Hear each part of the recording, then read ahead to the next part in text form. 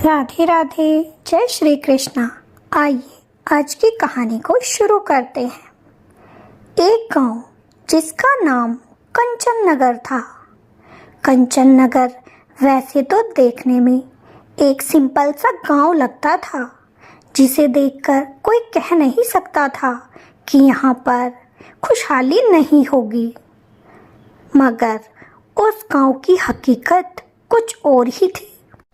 उस गांव में मगन नाम की एक औरत अपनी 2 बच्चियों के साथ रहती थी। बेचारी का पति कुछ साल पहले ही उसे छोड़कर चला गया था। अब उसे अपनी दोनों बेटियों का ख्याल रखने के लिए सब्जियां बेचनी पड़ती थी। उसका एक छोटा सा घर था, जिसके सामने एक बहुत पुराना बरगद का पेड़ था। लोगों का कहना था कि उस बरगद के पेड़ पर एक भूत रहता है, जो बच्चों के खून को पीता है। इसी वजह से कोई भी गांव वाला अपने बच्चों को उस बरगद के पेड़ के नीचे नहीं भेजता था। लेकिन मगन अपनी दोनों बेटियों के साथ उसी बरगद के पास वाले घर में रहती थी। ना चाहते हुए भी उसे उस बरगद के पेड़ के सामने से गुजरना ही पड़ता था। एक दिन की बात है, मगन रोज की तरह सब्जियां बेचने गांव से बाहर गई हुई थी। उस दिन उसकी छोटी बेटी बाहर निकलकर बरगद के नीचे खेलने लगी। अचानक से उसका पैर एक पत्थर से टकराया और वह नीचे गिर पड़ी, जिस कारण से उसके पैर में थोड़ा खून निकल आया और वह वहां से वापस अपने घर आ गई। लेकिन वह जो खून उसके पैर से निकला था, वह बरगद के नीचे ही गिरा रह गया, जिसकी खुशबू उस भूत को आ गई। वह तो बच्चों के खून का प्यासा था, इसीलिए अब उस खून की सुगंध उसे उस लड़की की तरफ आकर्षित करने लगी। उसी दिन शाम के समय अचानक से बहुत तेज बादल छा गए और आंधी शुरू हो गई। उधर मगन बाजार में सब्जियां बेच रही थी। उसे मौसम का ये रुख बदलते हुए बड़ा घबराहट होने लगी। वह जल्दी से अपनी पोटली समेटने लगी तो एक बूढ़े बाबा बोले, अरे मगन बेटी, आंधी तूफान बढ़ता ही जा रहा है, अभी तेरा घर जाना ठीक ना होगा। मगन बोली, लेकिन बाबा, मेरी दोनों बेटियां घर अकेली हैं। अगर मैं घर नहीं जाऊंगी तो वो दोनों घबरा जाएंगी। आप तो जानते हो ना, मेरे घर के सामने वह बूढ़ा बरगद का पेड़ है और उसकी सारी घटिया बातें सबने सुन रखी हैं। मुझे कुछ ना कुछ करके इसी वक्त अपने घर जाना होगा। लेकिन उसी वक्त जोरदार बारिश बरसने लगी। अब बेचारी मगन इतने तूफान और बारिश में अपने घर कैसे जा पाती, यही सोच रही थी। मेरी दोनों बच्चियां घबरा रही होगी, रात होने ही वाली है। वह बेचारी अब बारिश के रुकने का इंतजार करने लगी, लेकिन बारिश रुकने का नाम ना ले रही थी। उधर घर पर मगन की दोनों बेटियां दरवाजे के सामने बैठी हुई अपनी माँ का इंतजार कर रही थी। तभी बड़ी बहन बोली, अरे बहन, लगता है आज माँ घर वापस नहीं आएगी। इतनी जोरों से तूफान और बारिश है, माँ आज वहीं पर रुकेगी। आज हम दोनों को घर में अकेला रहना पड़ेगा। छोटी बहन ये सुनकर घबरा गई और बोली, क्या दीदी, आज हमें अपनी माँ के बिना इस घर में सोना पड़ेगा? अगर वो बरगद वाला भूत आ गया तो क्या होगा? बड़ी बहन घबराई तो बहुत थी, लेकिन अपनी छोटी बहन को समझाते हुए बोली, तो चिंता मत कर, मैं हूं ना तेरे साथ। दरवाजा बंद करके हम दोनों सुबह के चावल खाकर सो जाएंगे। दोनों अब घर के अंदर चली गई और दरवाजा बंद करके सुबह के चावल खाकर बिस्तर पर लेट गई। वहां पर प्रकाश के लिए कुछ भी साधन नहीं था, तो एक टिमटिमाता हुआ दिया उन्होंने अपने घर में जला लिया। उससे हल्का सा प्रकाश घर में हो रहा था। दोनों बहनें एक दूसरे को पकड़कर सो रही थी। अचानक से आधी रात को उनके दरवाजे पर खटखटाहट होने लगी। दरवाजा खोलो, मैं आ गई। चंपा, दरवाजा खोलो बेटी। आवाज सुनकर चंपा की आंखें खुल गई। वह पहले तो घबरा गई कि इतनी रात को कौन आया होगा। फिर वह चुपचाप मुंह फेरकर सो गई। लेकिन थोड़ी देर बाद फिर से वही आवाज सुनाई देने लगी। चंपा बेटी, मैं आ गई, दरवाजा खोलो, बाहर बहुत बारिश है, मैं भीग गई हूँ। चंपा के चेहरे पर मुस्कान आ गई कि ये तो मेरी माँ की आवाज लगती है। लगता है माँ वापस आ गई है। वह जल्दी से अपनी छोटी बहन को उठाती है और बोलती है, अरे छोटी, लगता है माँ आ गई, मैं अभी दरवाजा खोलती हूँ। जब चंपा दरवाजा खोलने गई तो सामने देखा कि उसकी माँ खड़ी थी। अपनी माँ को देखते ही वह उससे लिपट गई और बोली, माँ तू आ गई, हम कब से तेरा इंतजार कर रहे थे। माँ ने तुरंत अपनी बेटी को अपने आप से दूर झटक दिया। ये देखकर चंपा को कुछ अजीब सा लगा कि माँ ने पहले तो कभी ऐसा नहीं किया। वह तो हमें देखकर बहुत खुश होती थी, लेकिन आज माँ ने मुझे अचानक से अपने दूर क्यों हटा दिया। चंपा ये सोच ही रही थी कि उसकी माँ बोली, अरे बेटी, मैं सारी भीग गई हूँ, अगर तुझे ठंड लग गई तो क्या होगा। चल जल्दी अब अंदर चल, मुझे कपड़े भी बदलने हैं। वैसे भी रात बहुत हो चुकी है, अगर बरगद वाला भूत आ गया तो वह हम सबको खा जाएगा। जल्दी से चंपा अपनी माँ को अंदर ले जाकर दरवाजा बंद कर लेती है और माँ रसोई घर में कपड़े बदलने चली जाती है।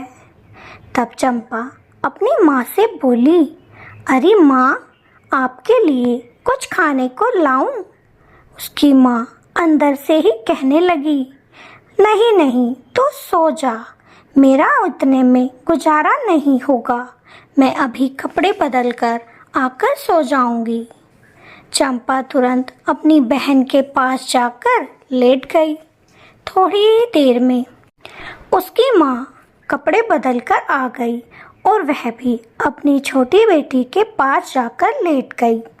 छोटी बेटी ने जब अपनी माँ को अपने पास देखा तो वह उसके सीने से चिपक कर सो गई। तब उसकी माँ कहने लगी, तू अपना मुंह अपनी बहन की तरफ कर ले, ला मैं तेरी पीठ सहला देती हूँ, तुझे जल्दी ही नींद आ जाएगी। अब तो छोटी बेटी ने ऐसा ही किया और माँ उसकी पीठ थपथपाने लगी। थोड़ी ही देर में तीनों सो गए। लेकिन अचानक से छोटी बेटी के दर्द शुरू हो गया और उसे अचानक से घबराहट होने लगी। वह अपनी चंपा बहन को उठाते हुए बोली, दीदी, मुझे दर्द हो रहा है, मेरी पीठ जल रही है, माँ से बोलो ना उसे सहलाने के लिए। लेकिन जब बड़ी बहन ने अपनी बहन के पीछे देखा तो वहाँ का नज़ारा देखकर वह कांपने लगी और बहुत बुरी तरीके से घबरा गई, क्योंकि वहाँ उसकी माँ नहीं, वह भूत था जो बरगद के पेड़ पर रहता था और वह अपनी लंबी सी जीभ से उसकी बहन की कमर चाट रहा था, जिसके कारण उसकी बहन की कमर छिल चुकी थी और उससे खून निकल रहा था। उसने कुछ ना कहा और चुपचाप मुंह पलटकर सो गई। वह बहुत ज़्यादा घबराई हुई थी कि अब अपनी बहन को कैसे बचाऊं। ये तो भूत ही हमारे घर में आ गया है। जब बड़ी बहन ने छोटी बहन की कोई मदद ना की तो छोटी बहन खुद ही कहने लगी, माँ, मेरी कमर में दर्द है, आप थोड़ा सहला देंगी। तब वह भूत उसकी माँ की आवाज़ में कहने लगा, हाँ हाँ बेटी, तू सो जा, मैं तेरी कमर अभी सहला देती हूँ। और फिर वह छोटी बेटी आंखें बंद करके सो गई। सोते सोते थोड़ी ही देर हुई थी कि अचानक से फिर उसकी कमर से खून बहने लगा और उसे दर्द शुरू हो गया। वह फिर अपनी बहन को जगाते हुए बोली, अरे चंपा दीदी, मेरी कमर में फिर से बहुत तेज जलन हो रही है, इसमें बहुत दर्द हो रहा है, माँ से कहो ना उसे सहलाना बंद करे। तब बड़ी बहन ने हिम्मत करके अपनी छोटी बहन के कान में कहा, बहन, तुम्हारे पीछे माँ नहीं, वह बरगद वाला भूत है और वह तुम्हारी कमर अपनी जीभ से चाट रहा है। छोटी बहन ने जब ये सुना तो वह तो बहुत घबरा गई और बोली, क्या दीदी, अब हम दोनों मर जाएंगे, हम यहाँ से नहीं बच पाएंगे। तब चंपा कहने लगी, तू चिंता ना कर छोटी, मैं अभी कोई ना कोई उपाय निकालती हूँ, हमें यहाँ से भागना तो जरूर पड़ेगा। तब चंपा कहने लगी, माँ, मुझे बहुत तेज से सुसु आई है, क्या मैं बाहर चली जाऊँ?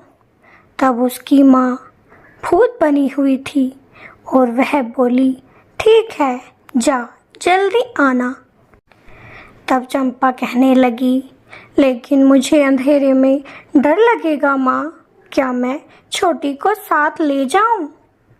उसकी माँ ने कहा, ठीक है, ले जा और जल्दी से आ जाना। दोनों बहनें वहाँ से उठी और दरवाज़ा खोल के घर के बाहर चली गई और उन्होंने बाहर से जाकर दरवाजे की कुंडी लगा दी और वहाँ से भागने लगी। उधर उस भूत को पता चल चुका था कि दोनों बहनें मुझे बंद करके यहाँ से भाग रही हैं। वह भी दरवाजे को तोड़ने में लग गया। उधर दोनों बहनें भागते भागते एक जंगल के रास्ते से बहुत दूर पहुँच चुकी थी। पीछे पीछे वह भूत भी दरवाज़ा तोड़कर उनके पीछे भागने लगा और उनका पीछा करने लगा। अब तो दोनों बहनों को उस भूत की आवाज़ें सुनाई देने लगी। वह और तेजी से करके वहाँ से भागने लगी। दोनों बहनें भागते भागते एक घर के सामने पहुँच गई और जाकर दरवाज़ा खटखटाने लगी। दरवाज़ा खोलो, हमें बचाओ, वो हमें मार देगा, दरवाज़ा खोलो। तभी अंदर से एक आदमी ने दरवाज़ा खोला। यह आदमी और कोई नहीं, उस गांव का मुखिया था। मुखिया उन दोनों लड़कियों को जानता था, इसीलिए कहने लगा, क्या बात है री चंपा, इतनी रात गए तुम यहाँ पर? तब दोनों बहनें बहुत घबराई हुई थी। चंपा कहने लगी, काका, हमें अंदर ले लो, नहीं तो वो हमें मार देगा। काका समझ गया कि हो ना हो इनके पीछे बरगद वाला भूत ही पड़ा होगा। उसने जल्दी से उन्हें घर के अंदर ले लिया और दरवाज़ा बंद कर दिया। उधर वह भूत उन्हें ढूंढ ना सका और फिर से बरगद के पेड़ पर चला गया। दोनों बहनों को देखकर वह मुखिया कहने लगा, बेटी, तुम चिंता ना करो, अब तुम यहाँ पर सुरक्षित हो। वह भूत यहाँ पर नहीं आ सकता जब तक मैं दरवाज़ा ना खोलूं। और अब तो सुबह भी होने ही वाली है, तुम थोड़ी देर आराम कर लो। अब तो मुखिया की पत्नी ने चंपा की छोटी बहन की कमर पर दवाई का लेप किया और उसे आराम मिल गया। फिर भी दोनों बहनें कुछ देर के लिए सो गई। सुबह होते ही उनके दरवाजे पर खटखटाहट होने लगी। मुखिया की पत्नी जब दरवाजा खोलने गई तो देखा सामने मगन खड़ी हुई थी, बहुत ज़्यादा घबराई हुई। उसे देखकर मुखिया की पत्नी समझ गई कि ये तो मगन ही है और अपनी बेटियों को ढूंढते हुए यहाँ आई होगी। मुखिया की पत्नी मगन को अंदर ले आई और उससे सारी बात पूछने लगी। तब मगन घबराई सी बोली, क्या बताऊं दीदी, रात आंधी तूफान और बारिश के कारण मैं घर ना आ सकी। मेरी दोनों बेटियां घर पर अकेली थी। जब मैं सुबह आई तो मैंने घर का नज़ारा देखा। दरवाज़ा टूटा हुआ था, सब सामान बिखरा पड़ा था। मुझे अपनी दोनों बेटियों की बड़ी चिंता होने लगी, लेकिन जब मैंने उनके पैरों के निशान तुम्हारे घर की तरफ आते देखे तो मैं यहाँ तक आ गई।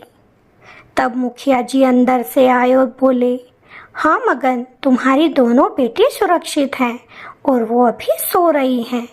मैं थोड़ी देर में तुम्हें उनसे मिलवाता हूँ। मगन कहने लगी, मुखिया जी, वह बरगद वाला भूत हमें नहीं छोड़ेगा। ऐसा कब तक चलेगा मुखिया जी, कुछ ना कुछ तो करना होगा।